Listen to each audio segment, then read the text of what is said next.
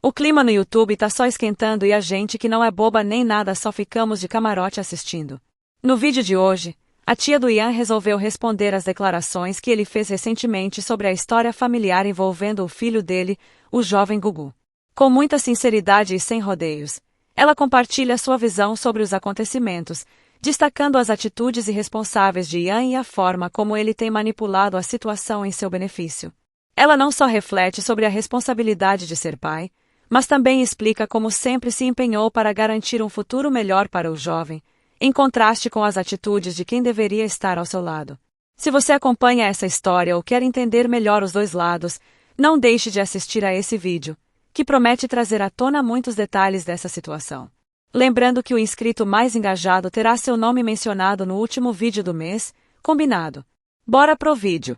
A moça de quem o malvado se referia no último vídeo dele, a tia do seu suposto filho, disse que o vídeo seria para dar uma resposta e reagir a um vídeo do Ian, que ele postou sobre algo que considerou desnecessário. Ela acredita que as satisfações que ele deu são totalmente desnecessárias, especialmente quando envolvem o nome dela. Ela considera que ele, com quase 50 anos, deveria ter mais responsabilidade, algo que nunca teve. O Ian, para quem não sabe, havia feito um vídeo em agosto falando sobre a suposta paternidade de um jovem de 23 anos, chamado Gustavo, mas ele acabou se corrigindo, pois o nome não era Gustavo, era Gugu. Ele apareceu em uma praça, sem entender a intenção, e afirmou que a irmã de Ian havia contado a ele que ele seria o pai do rapaz. Ela destaca que o rapaz já tem 22 anos e está prestes a fazer 23. Ela comenta que, se um homem de 49 anos tem um filho, ele deveria procurá-lo e conversar, especialmente quando sabe onde ele mora.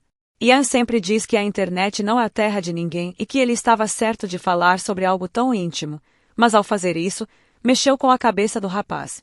Ela sempre alertou que, se o rapaz descobrisse a verdade sobre ele, seria uma decepção. No próximo vídeo do Ian, ele tocou no nome dela pela primeira vez, referindo-se a ela como tia, sem dizer o nome. Ela achou curioso, pois ele disse que a pessoa que contou a história para ele foi uma super amiga. Ele chegou a chamar ela de mentirosa, dizendo que ela havia dito ao rapaz que ele tinha outro pai. Ela o acusa de sempre tentar se fazer de vítima e agir como se tivesse sido impedido de ser pai. Ela explica que assistiu aos vídeos onde ele a chamava de vaca e questiona o porquê disso. Ela afirma que é chamada de vaca porque ajudou o filho dele com a escola e outros custos, e destaca o comportamento dele como de um cafajeste e pilantra, sempre tentando enganar as pessoas. Ela diz que ele se faz de vítima, mas que as pessoas percebem suas intenções. Ela então menciona que, em outro vídeo, ele afirmou que ela não tinha nada a ver com a história do rapaz, quando na verdade, ela é considerada a mãe dele. Ela não permitiu que ele destruísse a história do jovem, por isso, ele ficou irritado. Ela também falou sobre ele em outro vídeo, chamando-a de horrorosa e criticando sua postura. Ela descreve que, enquanto Ian fala sobre coisas irrelevantes, ela trabalha arduamente para construir a vida dela, comprando as coisas aos poucos, sem grandes recursos, mas sempre de forma honesta e responsável. Ela afirma que, apesar das dificuldades, ela segue em frente com dignidade e perseverança. Ela conclui mencionando que, por mais que ele tenha falado tanto sobre ela, ela não respondeu antes porque simplesmente a ignorou, deixando-o no ostracismo. Ela acredita que ele deve ter refletido sobre as palavras dela, porque uma pessoa que abandona um filho não pode esperar ser tratada com respeito. Ela menciona que, se o jovem vivesse com ele, provavelmente estaria em uma situação difícil. Ao contrário, o rapaz foi amado, educado e segue com uma vida melhor, algo que ele não poderia proporcionar. O amor dos avós, isso é algo que ficou para sempre na cabeça dele. Ele tem memórias com essas pessoas. Com ela, ele não tem memórias, ele não tem história, ele não tem nada. Ela não foi atrás dele, nunca foi. Agora, ela vai atrás para ele não colocar uma foto do menino, uma foto que ele nem tinha, uma foto que ele ia pegar da internet. Só para saber, pode pegar foto da internet para se fazer de bom pai, coisa que ele nunca foi. Pilantra. Ele é um pilantra, malandro de marca maior. Ele pode ter estudado, pode ter feito o que fez, pode ser vendedora há 40 anos. Ela é vendedora desde que se entende por gente, mas ela não ficou nisso.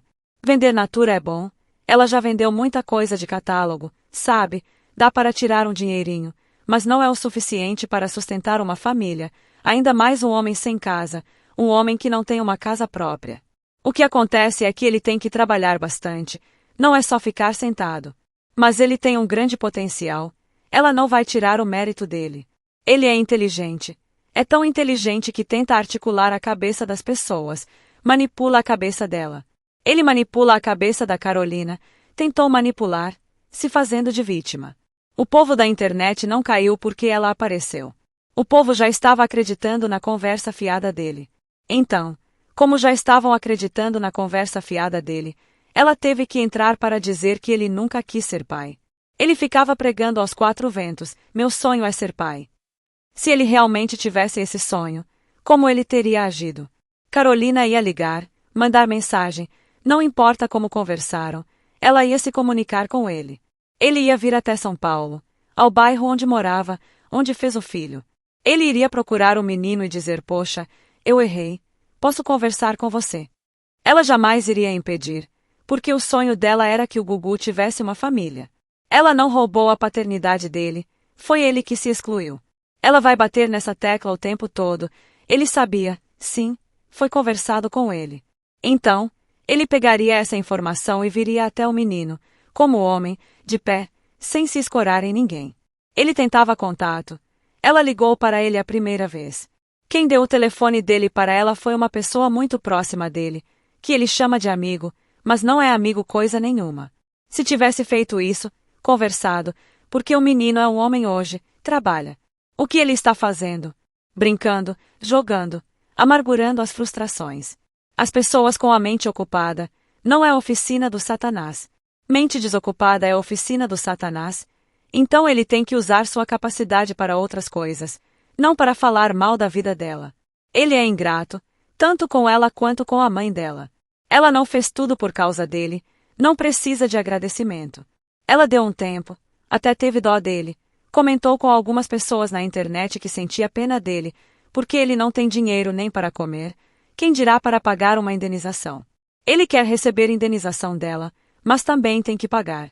Ele vem com vídeos dizendo que está com depressão e que foi por causa dessa situação. Ele disse que já havia perdoado as pessoas, mas ela não precisa pedir perdão, porque tudo o que ela falou é verdade. Para quem fala a verdade, não merece castigo. Ela foi lá e contou a parte dela da história, que cuidou do menino, foi a mãe dele e continua sendo.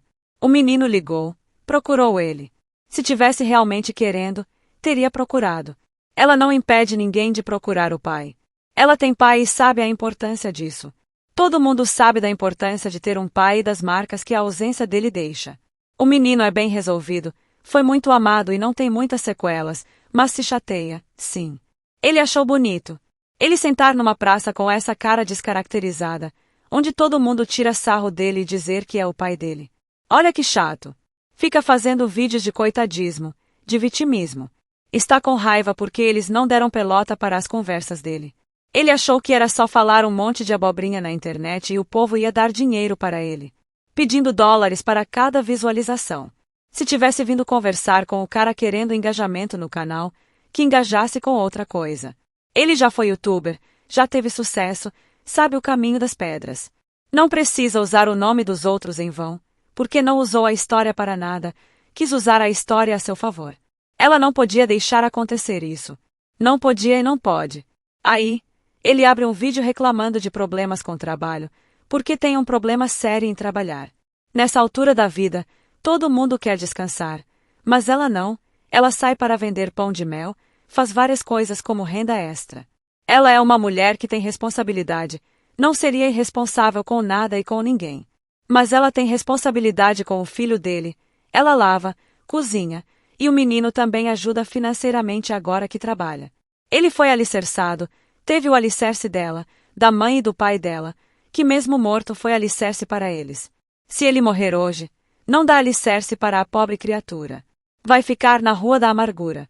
Deus o livre e guarde se acontecer algo com ele, mas ela não deseja mal para ele é quem cava a própria destruição. Não pode ficar se vitimizando, ele não é a vítima. Ele falou que ia até a delegacia, pois tinha muitas coisas a serem ditas lá também. E, se ele achar que foi dessa forma que ele está contando as suas histórias, suas falácias, suas conversas fiadas, sua malandragem, tudo bem. Mas não deve usar o nome dele em vão. Ele deve pedir juízo para Deus. Ele não falou que estava se aproximando de Deus. Então, deve pedir sabedoria a ele, pois Deus dá sabedoria a quem pede. Ele falou que a atitude dela foi intempestiva. Mas quem teve uma atitude intempestiva foi ele, ao chegar no meio de uma praça suja para contar sua história. Não deveria ter feito isso. Se ele realmente desse valor à história, deveria ter ido até a casa do filho para conversar com ele. Ele poderia chegar ao canal e dizer: passei 22 anos sem conhecer meu filho, mas agora conversei com ele, pedi desculpas e me reconciliei com ele. Ele poderia ter dito: aqui está meu filho, olha como ele é lindo. Isso teria sido bonito. E ele sabe disso. Ele também sabe. Ele fala sobre depressão, mas até falta de dinheiro, que nem para comprar um ovo ele tem. Ela ouviu que, durante a pandemia, ele comprava 4 quilogramas de contrafilé. E ele sabe que exagerou, abusou da boa vontade das pessoas. Com isso, adquiriu problemas de saúde. Ela tem 55 anos, pesa 86 quilogramas, e não tem nada disso. Ela não toma comprimidos, exceto remédios para dor de cabeça que tomou recentemente devido ao estresse causado pelas conversas com ele. Fora isso, está bem. Ela sugere que ele peça perdão para Deus, que se reconcilie com o Criador e não jogue seus talentos fora. Ele tem talento, mas está desperdiçando, ao invés de usar sua capacidade para coisas boas. Ela sabe que ele chegou a ameaçá-la em um áudio, dizendo que viria do Brasil para Portugal. Ela quer que ele saiba que, se algo acontecer com ela, ele será o primeiro suspeito. Ele não pode esperar que viva de pensões ou de ajuda do filho, pois isso não vai acontecer. Ela explicou que ele sempre fez escolhas erradas e tentou enganar as pessoas, mas seus golpes não deram certo. Ela não pode acreditar que alguém o apoiaria agora. Se ele tiver algo a enviar, deveria mandar para uma instituição de caridade, especialmente para crianças carentes. Se ele não tivesse sido auxiliado por ela e pela mãe dela, o filho dele seria uma criança carente, talvez em um orfanato. Ele sabia dos problemas que a irmã tinha e, se não fosse pela ajuda dela e da mãe, quem teria cuidado do filho dele? Ela duvida que ele tivesse esse apoio, pois ele sempre viveu de uma forma em que vendia o almoço para comer na janta. Ele deve parar de se vitimizar. Ele não é a vítima da história. Ela sabe que ele sempre tentou usar a história a seu favor, mas não permitiu que isso acontecesse. Ela não precisa do palco dele, nunca quis isso. Ela sabe o seu valor e tem um círculo de pessoas que a respeitam. Ela não gosta de se envolver com essa história, mas se vê forçada a reagir. Ela afirma que, se ele tivesse sido mais empático com o filho, ela até poderia ter ajudado. Ela tem contatos e experiência no campo da saúde, mas ele não reconheceu isso. Ela também contou sobre uma cirurgia importante que o filho dela fez em 2012, no SUS, onde teve um tratamento de qualidade. O filho dela foi tão corajoso que, aos 10 anos, andou até o centro cirúrgico, apesar de todas as dificuldades. E, enquanto isso, ele continua se vitimizando, sem reconhecer o que realmente importa, que é estar presente na vida do filho e agir com responsabilidade. Ela explicou que conseguiu a cirurgia para o filho em praticamente um fim de semana, em 4 dias. Foi uma cirurgia muito cara, e para entrar nesse hospital era necessário ter um cartão verde. Mas, graças a Deus, tantas portas se abriram, que a cirurgia foi realizada rapidamente. Ela falou sobre o SUS, dizendo que ele realmente funciona, é para todos, e as pessoas devem entender isso. Ela comentou também sobre Eliette, que fez uma observação a respeito da utilidade pública que ele estava transmitindo às outras pessoas como influenciador e como é importante influenciar positivamente. No entanto, ela acredita que as coisas não funcionam da forma como ele contou. Ela pediu para ele pedir a Deus que abra seus caminhos e portas, e não ficar falando mal dos outros e trazendo problemas para as pessoas. Ela acredita que o tempo vai colocar tudo no lugar e esclarecer quem ele realmente é. Ela deixou claro que não está dizendo que é perfeita ou que nunca cometeu erros, mas sempre reconheceu seus erros. Ela não precisa de perdão dele, nem quer o perdão dele, pois o que ela e sua família realmente querem é paz e tranquilidade para seguir com suas vidas e cuidar de seus pequenos sonhos. Ela explicou que o filho dela deve ser um exemplo para o mundo, alguém que possa crescer e brilhar, e isso não tem a ver com religião, mas com educação. Ela respeita todas as religiões e nunca desfaz as pessoas. Embora possa não manter contato com algumas, ela nunca as desrespeitou. Ela comentou sobre ele, dizendo que ele está tentando se sobressair sobre ela sem ter nada de concreto. Ela o mandou para o inferno, dizendo que ele deve passar um tempo lá para ver se consegue mudar, já que ainda há tempo para ele melhorar, pois enquanto há vida, há esperança. Ela aconselhou que ele vá à delegacia, mostre o que quiser, mas que pare de falar seu nome em vão. Se ele continuar a mencioná-la, ele receberá notificações. Se insistir, poderá ser preso. Ela pediu para ele parar com esse comportamento e disse que conhece pessoas que o conhecem bem e que sabia de algumas informações sobre ele. Ela pediu a Ruth, a esposa dele, que tome uma posição de mulher e comece a orar para mudar sua situação, pois ela não tem o direito de continuar vivendo de forma irresponsável. Ela disse que, caso algo aconteça com ele, Ruth não tem direito a nada, especialmente se não está trabalhando e tem problemas pessoais para resolver. Ela aconselhou Cristiano a melhorar sua situação, mas alertou para que ele não continue usando o nome dela ou do filho em vão, pois o filho dela não vai pedir um DNA, ele é quem deve fazer o pedido. Ela o acusou de canalice, lembrando dele ter dito em um vídeo que não iria produzir provas contra si mesmo, o que, para ela, já dizia muito sobre quem ele realmente é. Ela disse que ele não deve tentar intimidá-la, pois ela não tem medo dele. Ela garantiu que não tem rabo preso com ninguém e que, a partir de agora, não terão mais contato. Ambos seguirão caminhos separados. Tudo isso foi dito pela tia do suposto filho do Ian e resolvi fazer uma resenha sobre esse tema. Não quero aqui tomar partido para nenhum lado, e deixo aí para vocês escolherem quem está falando a verdade. Será o malvado ou a tia do menino? Comentem o que vocês estão achando dessa confusão toda. O vídeo de hoje ficou por aqui. Se você gostou do conteúdo, não se esqueça de deixar o seu like, comentar aqui embaixo o que achou e compartilhar com os amigos. E, claro, se inscreva no canal para não perder nenhum vídeo novo. Ative o sininho para receber todas as notificações. Muito obrigada por assistir e até o próximo vídeo.